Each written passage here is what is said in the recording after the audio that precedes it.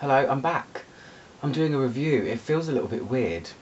I feel like I haven't done a review for about a month. It's really weird because I did my questions and answers video and I did my collection videos and stuff like that. I feel like I've just got out of the flow of doing reviews anyway, so I wanted to do one today. I feel the need to do it.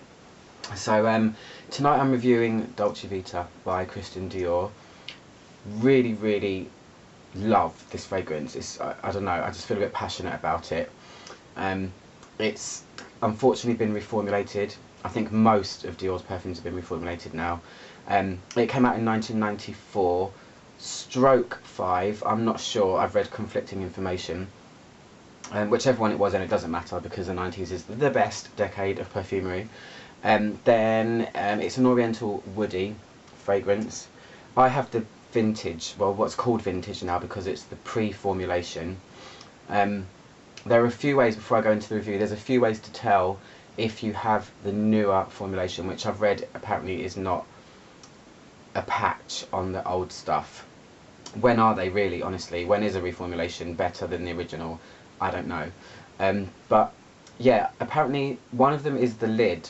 I unfortunately lost my lid like an idiot because I took this out with me when I was going out drinking. Dumb, I know, but I didn't use the perfume, so that's fine. Yeah, the older lid is tinted yellow, apparently, and the newer one has a kind of clear lid. It's just kind of just normal clear lid.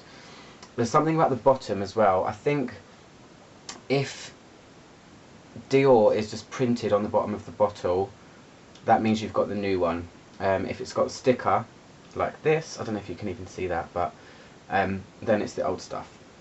I've not smelled the new one, so I can't judge it on that, but I've read lots of reviews on Fragrantica and a lot of people are really disappointed, saying it's not the same and it's weaker, it's more wispy, it's just a little bit more watery. So I'm holding on to this. I mean, I've got like 15 mils of it left. It's so good though. So anyway, what's in the fragrance? So it's kind of 3 notes on each level. The top notes are rose, magnolia and lily of the valley, which is sometimes written down as muguet, which is how you say it in French. So you've got a floral top straight away. Normally florals are in the heart, typically. So that's quite interesting anyway. Then the heart notes are cinnamon, peach and apricot. So 2 kind of tropical fleshy fruit notes and then a spice, which is really cool, and that's kind of what gives this a very interesting opening. And then the base is sandalwood, vanilla and heliotrope. So you have quite a dainty clean flower in the base as well. So yeah, it's a really nice combination. It doesn't really smell like what it would look like on paper, which is what I really like.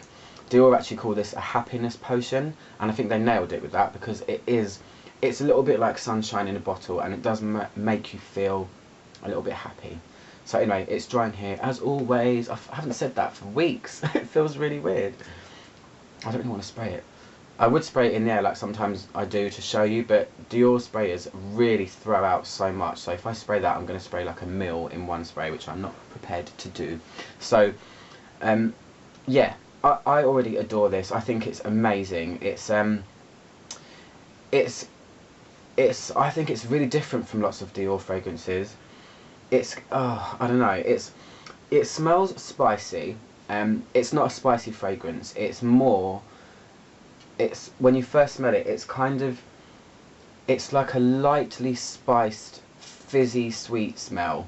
It's almost verging on what I sometimes like to say doll heads. It's almost like that plasticky sweet smell that is pleasant, not in a kind of chemical weird plasticky way. It's a really unusual combination of light spices, fleshy fruits and a bit of sweetness, which I sometimes say is a little bit like Coca-Cola as well. That's an odd one to say, but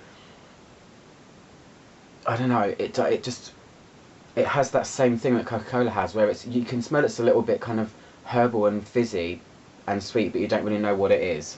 It's got that same kind of feel to me.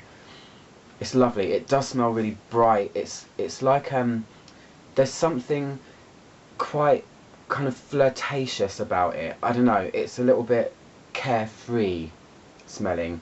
It's not kind of a serious scent, but it still feels grown up. It's like a grown up sweet spicy fragrance, not kind of teeny bopper cupcake sugar coated sweet. It's very different in that way. Yeah, I don't know, I've not really thought about what I want to say about it because I'm so familiar with it, so I thought I'd just kind of wing it as you do. I should show you the bottle as well. The bottle was kind of really pretty. It's got these little indents all around it. The lid was just kind of round like that, and it says Dolce Vita there in tiny letters, which you probably can't even see, but you would have seen the picture in the beginning part of the review anyway. So yeah, so it's wet here. I mean, it's the spiciness kind of does fade a little bit once it starts to dry, and it's not overly complex. I mean, it's more complex in the beginning, which is usually the way with fragrances anyway, but the flowers that are in this, Lily of the Valley and Magnolia, I think can sometimes verge on air freshener-y smelling, or I don't know, like cleaning product. Lily of the Valley is always used in air fresheners, and it's just, my brain just goes there. But in this, it's not like that at all. The other notes, the fleshy fruits and the really nice vanilla-y base and stuff, it all just fits together really well. It's lovely. Yeah, when it's over here, this is when it's dry, and it's kind of, this is where it kind of in the air, when you smell it on somebody, it smells really smooth. It smells almost like a one-note fragrance of gorgeousness though. So it's just kind of this kind of strange, sweet, plasticky smell that it's quite intoxicating. It's something that it's got a bit of cozy, so I want to just kind of snuggle in and smell it more. I remember smelling it on a girl when we were outside of a bar once, and I pointed it out and I said, "You're wearing Dolce Vita," and as usual she was, "Oh my god, how did you recognise that?" Because I'm familiar with it, but I wanted to smell her all night. Then I got my own one. So yeah. And this vintage version as well, particularly, is the lasting power of it is really good.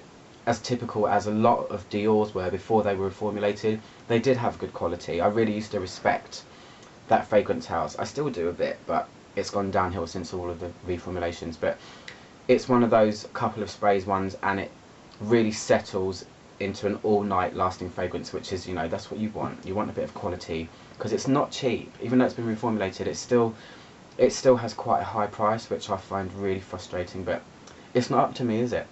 But yeah, if you've got the vintage one, or if you can get the vintage one, it's going to last a really long time, so it's another added bonus to the little ball of sunshine. That's kind of it really. It's I wouldn't really call it an oriental woody. From what's in it, it would be probably more a fruity, floral, spicy, but it really just blends into its own kind of category. It's a very weird one in that way, but it's a really, really good one. I mean, I hope some people can get to smell the vintage version. I need to smell the new one really, just so I can see if it's changed so much. But for now, that's my review of Christian Dior's Dolce Vita. I'll see you very soon for some kind of other video. Okay, bye.